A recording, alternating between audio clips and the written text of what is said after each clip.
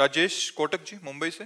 राधे राधे। राधे राधे महाराज जी। महाराज जी, काफी समय से विभिन्न स्थानों के सत्संगों के माध्यम से जानने को मिला कि हमारे साथ जो कुछ भी घटित हो रहा है वो हमारे ही पूर्व कर्मों का फल है।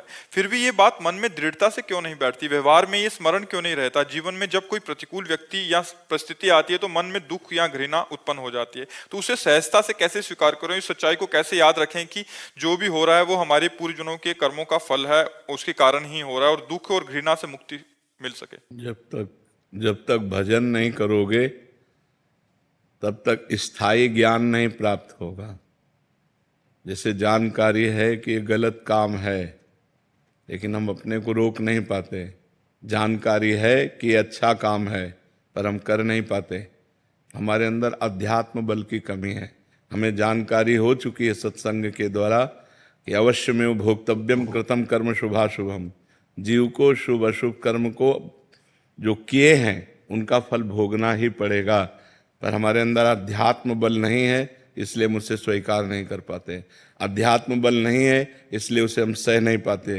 यदि अध्यात्म बल हो तो बड़े से बड़े दुख को भी मुस्कुरा कर हम सह सकते हैं। सबको पता है कि शरीर नहीं हूँ मैं, शरीर से कुछ अलग हूँ, लेकिन शरीर में अगर एक चींटी काटेगी तो वैसे ही कष्ट होगा। तो सच्चा ज्ञान तब होता है जब भजन करें। नाम जितना जप करोगे उतने आप में आध्यात्म बल आएगा। नानक नाम जहाज है चढ़े सो उतरे पार। नाम रूपी जहाज पे चढ़ गए तो सब संशय दुख चिंता शोक इन समुद्र से पार हो गए। भजन नहीं करोगे, पता है ये नहीं करना चाहिए पर करोगे, पता है ऐसा करना चाहिए पर वो नहीं कर पाओगे। भजन चाहिए, प्रधान कमी है भजन की। इसलिए खूब नाम जप करो यदि मंगल चाहते हो तो। ना भगवान सुनने से केवल मिलते हैं, ना भगवान प्रवचन करने से मिलते हैं, भगवान भजन करने से मिलते हैं।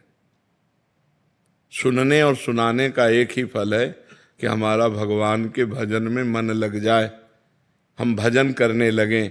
अगर भजन न करने लगे तो खूब सुनो, एक अहंकार कर लो कि हमने बहुत सत्संग सुन लिया है, लेकिन उससे लाभ क्या होगा?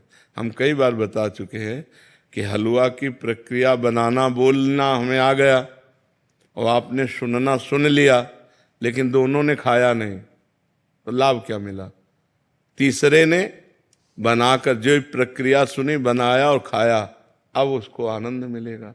ऐसे ही भगवान का भजन का सत्संग का हम लोग खूब श्रवण करते हैं, प्रवचन करते हैं।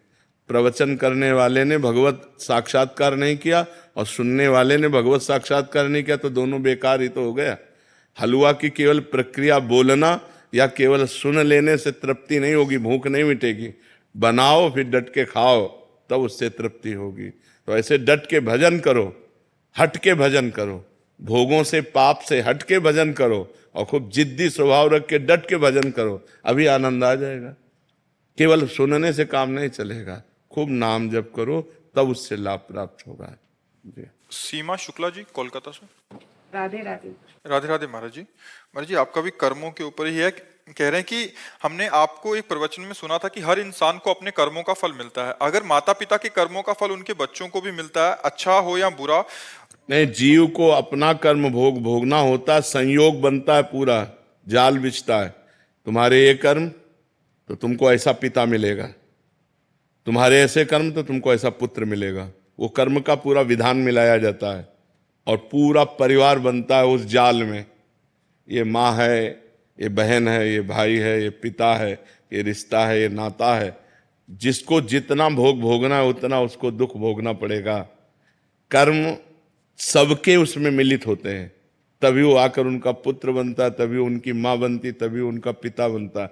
ऐसा नहीं कि केवल एक व्यक्ति का कर्म पूरे परिवार को दुख दे रहा है, नहीं, उसके भी कर्म उसमें जुड़े हुए हैं। पिता का पाप कर्म ऐसे पापी पुत्र को जन्म देगा जो जन्म से लेकर के मरण तक उसको नाना प्रकार के दुख ही दुख देगा। पिता का पुण्य कर्म ऐसे पुण्यात्मा पुत्र को जन्म देगा जिसको बचपन से देखते हुए जवानी तक, मरते समय तक हृदय शीतल रहेगा। सब कर्मों का जाल बिछा हुआ है उसी में। अब हम जा रहे हैं, हमारा कोई दुश्मन नहीं, लेकिन जरा सा धक्का लगा, जब है झगड़ा शुरू, तो वो जो धक्का लगा कांधे को हमारे कर्म ने किया है।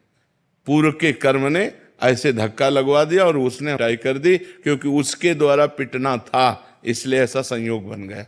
कर्मों का बड़ा सूक्ष्म स्वरूप है, उसका निर्णय करना बहुत कठिन है, वो तो केवल भगवान ही जानते हैं। सुनो भरत भावी प्रबल, बिलख कहो मुनिनाथ, हानि लाभ जीवन मरण जस अपजस विधि हाथ। वो विधान भगवान के हाथ में है। जब जहां जीव का जैसा कर्म होता है उसको भोगना पड़ता है।